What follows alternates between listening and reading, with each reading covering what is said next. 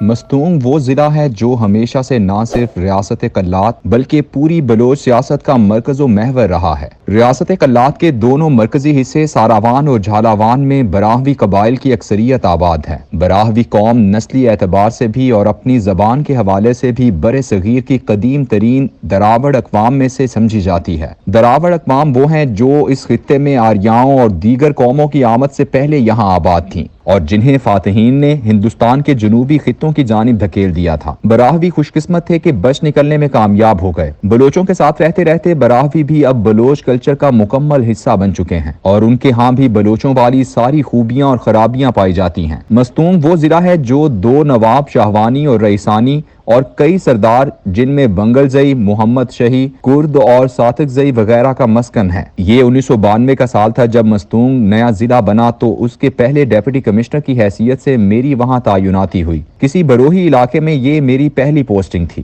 بالکل آغاز میں ہی مجھے ایک ایسے واقعے کا سامنا کرنا پڑا جس کو یاد کرتا ہوں تو اس کی کیفیت مجھے آج بھی لرزا دیتی ہے۔ میرے اسسٹنٹ کمشنر ساجد یوسفانی نے مجھے بتایا کہ دشت کے علاقے میں ایک گاؤں کے لوگ ایک 13 سالہ بچی کو کاری کر کے مارنا چاہتے ہیں۔ جب میں اور ساجد لیویز کے ساتھ وہاں پہنچے تو وہاں ایک خوفناک منظر تھا۔ ایک چھوٹے سے کچے گھر کو پورے قبیلے نے گھیرا ہوا تھا اور وہ اندر محصور ماں بیٹی کو باہر آنے کی آوازیں لگا رہے تھے اور ساتھ دروازے کو زور زور سے ٹھڈے مار رہے تھے۔ لیویز نے ہجوم کو ہٹایا اور ہمیں دروازے تک پہنچایا۔ ہمارے کہنے پر بھی دروازہ نہ کھلا تو اسے مجبوراً توڑنا پڑا۔ اندر داخل ہوئے تو ایک 13 سالہ سہمی ہوئی بچی اپنی ماں سے لپٹی خوفزدہ نظروں سے ہمیں دیکھ رہی تھی۔ بچی کی برآمدگی کے بعد سب سے بڑا مسئلہ یہ تھا کہ اسے کہاں رکھا جائے۔ دارالامان نام کی چڑیا سے قبائلی معاشرہ تو واقف نہیں تھا۔ عموماً ایسی خواتین کو سپرداری پر کسی نواب یا سردار کے حوالے کر دیا جاتا ہے جس کے گھر میں وہ ایک نوکرانی بن کر زندگی گزارتی ہے۔ البتہ وہ موت کے خوف سے آزاد ضرور ہو جاتی ہے۔ اس معاملے میں سب سے حیران کن رواج مری قبیلے کا ہے۔ اگر کسی مری عورت پر کاری ہونے کا الزام لگے اور وہ قتل ہونے سے پہلے بھاگ کر نواب کے گھر پہنچ جائے تو اسے امان مل جاتی ہے،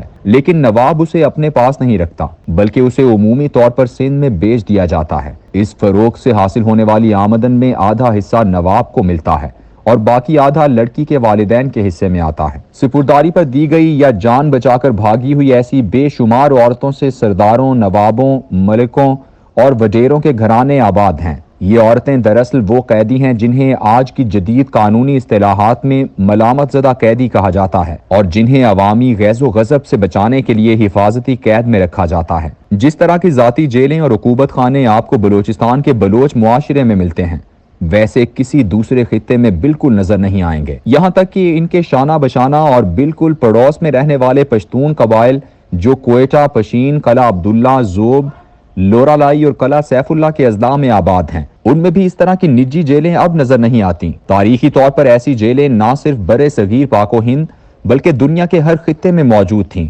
کیونکہ دنیا بھر میں قبائلی نظام تھا اور ریاست جیسا ادارہ بھی وجود میں نہیں آیا تھا۔ اگر کسی نے ہنزا میں بلتست فورٹ دیکھا ہو تو اس کے اندر ایک قید خانہ ہے جو والی بلتستان کی خوابگاہ کے ساتھ ایک کمرے میں زیر زمین بنایا گیا ہے جس کی چھت پر سلاخوں کا جنگلہ لگا ہوا ہے، بالکل ایسے ہی جیسے زمین کھود کر ایک مرغیوں کا ٹھکانہ بنایا جائے اور اس پر جالی لگا دی جائے۔ ایسی ہی ذاتی جیلوں کا سراغ تاریخ اور آثار قدیمہ میں ہر جگہ ملتا ہے، لیکن ریاست کے تصور کے زور پکڑنے، پہلے بڑی بادشاہتوں اور پھر قومی ریاستوں کے وجود میں آنے سے چونکہ امن عامہ اور انصاف اب ریاست کی ذمہ داری بن گئے تھے، اس لیے عدالتیں، سزائیں، جیل اور قید وغیرہ سب ریاست اور حکومت کے دائرہ اختیار میں چلے گئے۔ یہی وجہ ہے کہ دنیا کے دیگر خطوں کی طرح ہندوستان کے باقی علاقوں میں بھی سرداروں، وڈیروں، نوابوں اور خانوں کی ذاتی جیلیں ختم ہو گئیں۔ بلوچستان میں ایسا کیوں ہے کہ ابھی تک سردار اس قدر طاقتور ہے کہ ایک آئینی حکومت کی موجودگی میں بھی ایسی ذاتی جیلیں رکھتے ہیں اور ان جیلوں کو نہ صرف قبیلہ بلکہ پورا بلوچ معاشرہ خاموشی سے قبول کرتا ہے؟ اس کی بنیادی وجہ انگریز استعماری حکومت کا اس خطے کے ساتھ رویہ ہے۔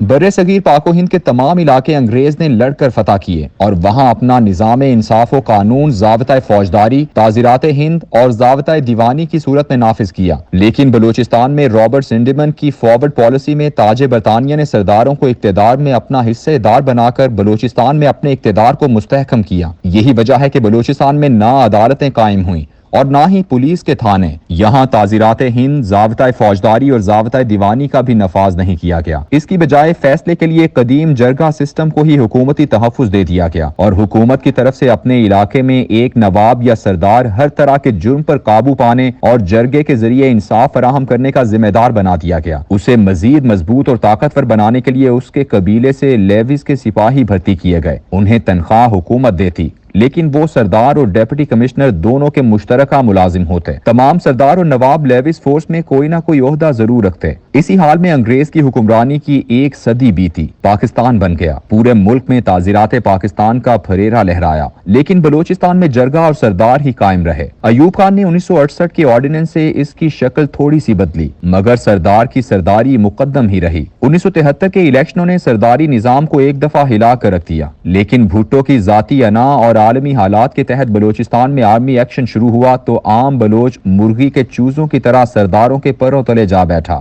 بھٹو گیا تو ضیاء الحق سے لے کر موجودہ دور تک ہر کسی نے بلوچستان پر حکومت کرنے کے لیے سردار کا کندھا ہی استعمال کیا، اسے ریاستی طاقت کے ساتھ مضبوط کیا۔ آج جو سردار یا نواب ریاست کے ساتھ کھڑے ہیں وہ بھی، اور وہ سردار اور نواب جو ریاست کے مخالف برسر پیکار ہیں وہ بھی اس سسٹم کے لاڈلے ہیں۔ جو ریاست کے مخالف ہیں ان کی طاقت ان کا قبیلہ ہے، اس لیے وہ قبیلے پر اپنا غلبہ چاہتے ہیں، اور جو ریاست کے حق میں ہیں وہ اسی قبائلی قوت کی بنیاد پر ریاست کو بلیک میل کر کے مزید مراعات لیتے ہیں۔ یہی وجہ ہے کہ عبد الرحمن کھیتران کی جیل میں قید مظلوم ہوں یا کسی اور سردار یا نواب کی عقوبت خانے میں بند افراد، کوئی سردار، نواب، وڈیرا، ملک اور خان اس ظلم پر کبھی آواز بلند نہیں کرے گا۔ یہی وجہ ہے کہ آج سیاسی میدان کے کتنے بڑے نام ہیں جو سب کے سب چپ ہیں، دم بخود ہیں۔